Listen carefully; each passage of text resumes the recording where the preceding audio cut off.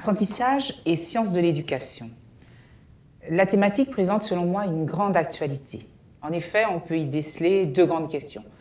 La première, qu'est-ce qu'apprendre? Et la seconde, comment les enseignants s'y prennent-ils pour participer à cet apprentissage? En d'autres termes, on peut se demander par quel mouvement de confrontation avec le réel et de structuration interne les connaissances s'accroissent-elles chez les individus, chez les sujets. Et d'autre part, quel est le rôle de médiateur de l'enseignant ou de l'éducateur lors de cette confrontation avec le réel? Ces deux questions renvoient d'une part à la place de la psychologie de l'éducation à l'intérieur des sciences de l'éducation. En effet, l'étude des conduites psychiques propres aux apprentissages, des processus internes par lesquels les individus vont passer d'un niveau de connaissance donné à un niveau de connaissance supérieur, correspondent tout à fait à l'accompagnement qu'on pourrait avoir dans ce que c'est que apprendre. Il renvoie également à la complexité des tâches qui relèvent de l'éducation à l'heure actuelle, la responsabilité de l'école en quelque sorte.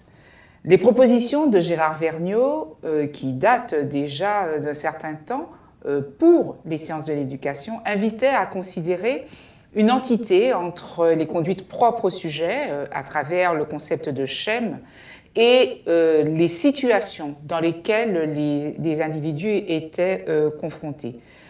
En considérant cette entité, schème, situation, on peut envisager les conduites et les processus d'apprentissage. Il semble que cette question, qui paraissait encore incontournable il y a quelque temps, nécessite d'être prise en compte de nouveau dans les sciences de l'éducation et principalement dans la formation des enseignants.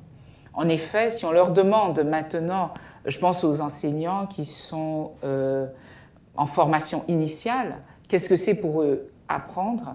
On se rend compte que la plupart de leurs réponses renvoient à des éléments de valeur, d'inscription dans les lois de la République, mais ne prennent pas en compte le développement du sujet et les conduites psychiques qui vont lui permettre de maîtriser des savoirs qui ont été construits par les hommes et qui sont sans doute un patrimoine à partager.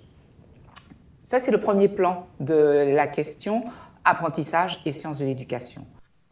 Ces questions renvoient également à la place d'une didactique professionnelle de l'enseignant, du formateur à l'intérieur des sciences de l'éducation.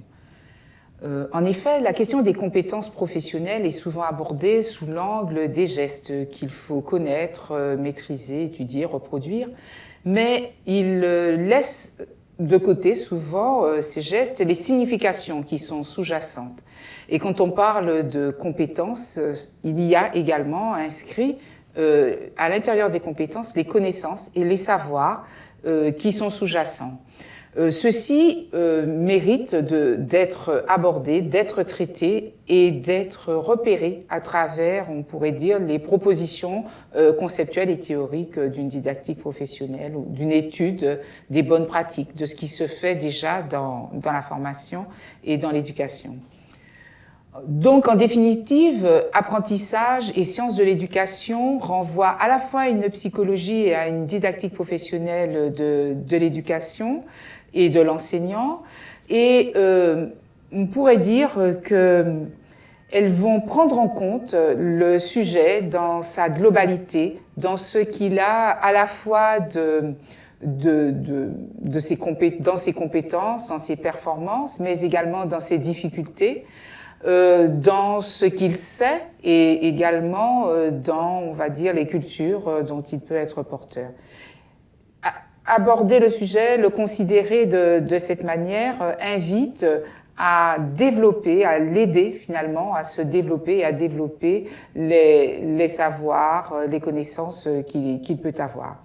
Donc, il me semble que apprentissage dans les sciences de l'éducation renvoie à l'idée que si on considère le sujet, on n'est pas dans une approche autoritariste on pourrait dire, des sciences de l'éducation, et que là, peut-être finalement qu'il s'agit d'une situation complexe pour laquelle la question qui persiste reste encore à rechercher les procédures, les outils, les ingénieries les plus performantes, les plus efficientes et à pouvoir les mettre à disposition des enseignants et des formateurs.